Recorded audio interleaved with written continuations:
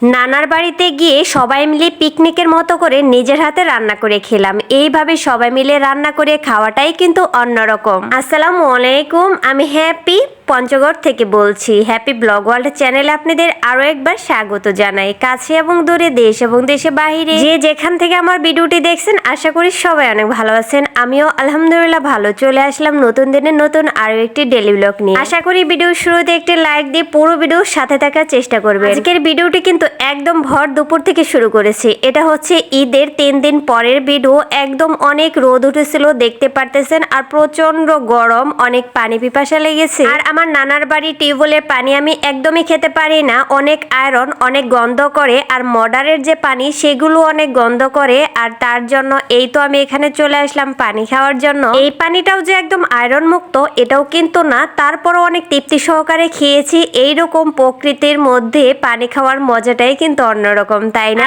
বিশেষ করে এইরকম স্টিলের গ্লাসে পানি খেলে কিন্তু বেশি তৃপ্তি পাওয়া যায়। আমার মনে হয় স্টিলের গ্লাসে পানি একটু বেশি ঠান্ডা। আর আমি গ্রামে আসলে এই গ্লাসে পানি খাওয়ার চেষ্টা করি। আজকে দুপুরে তেমন কোনো রান্না বান্না ছিল না, কারণ আমার মামাতো বোনের শ্বশুর বাড়িতে দাওয়াত ছিল, সেখানেই সবাই গিয়েছিল। এটা হচ্ছে রাতের জন্য যা রান্না করা হবে তার আয়োজন চলছে। আমরা যখন নানার বাড়িতে আসি, মামি কিন্তু আমাদেরকে রান্নাঘরে যেতে দেয় না, আর কি রান্না করতে দেয় না। সে বলে তোমরা তো বাসায় নিজেরাই রান্না করে খাও, এখানে এসেছো, এখানে কেন তোমরা রান্না করবে? তবে এইবার কিন্তু তা হয়নি, কারণ যেহেতু আজকে হাঁস রান্না করা হচ্ছে, আর হাঁস রান্নাটা আমার মেজো বোন অনেক মজা করে রান্না করে, এই জন্য আমার বোনকে দিয়ে আজকে হাঁস রান্না করানো হচ্ছে। আর যেহেতু আমার মামি একটা, আর সবাই যখন এক জায়গায় হয় অনেকগুলা মানুষজন, আসলে একজনের পক্ষে এতটা চাপ দেওয়া ঠিক না। নিজেরও যেহেতু এখন একটা সংসার হয়েছে, আমিও একটা বাড়ির বউ হয়েছে, এর কষ্টটা কিন্তু একটু হলেও বুঝি। হাঁস পরিষ্কার করে এর মধ্যে কিন্তু হাঁস রান্না করার জন্য প্রস্তুতি চলছে।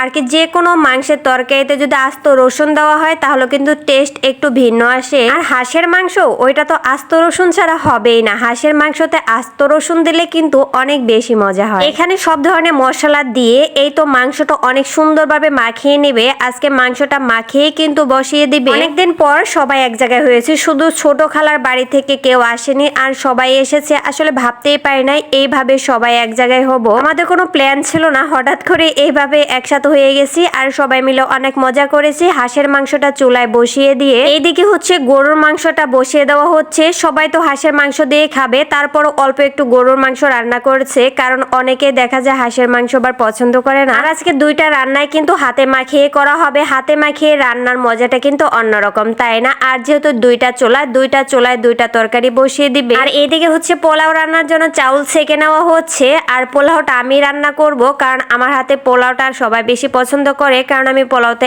একদম তেল কম ব্যবহার করি। যাই হোক, রান্নার ভিডিও করতে করতে কিন্তু আমি আর কোনো কিছুই ভিডিও করতে পারিনি। আমি ভেবেছিলাম অনেক কিছুই ভিডিও করেছি, এখন ভিডিও এডিট করতে গিয়ে দেখি কিছুই ভিডিও করিনি। এই তো দেখেন সবাই মিলে গল্প করতেছে, কেউ কেউ ঘরে বসে গল্প করতেছে, আবার যারা রান্না করতেছে তারা তো রান্নাঘরে বসে বসে রান্না করতেছে আর গল্প করতেছে। এর মধ্যে এই তো আমি পোলাওটা বসিয়ে দিব, এই জন্য এখন আমি চুলায় বসে গেলাম। পোলাও রান্নার পরে হচ্ছে ডাল রান্না করা হয়েছিল, সেগুলোর ভিডিও করা হয়নি। এমনিতেই কিন্তু এখন সন্ধ্যা হয়ে গেছে, সবাই যেহেতু ক্যামেরার সামনে আসে না, তার জন্য কিন্তু ভিডিও করতে পারিনি। আসলে কিছু কিছু আনন্দ থাকে যেটা সম্পূর্ণ পার্সোনালি পাবলিকটি করার কোনো কারণ নেই।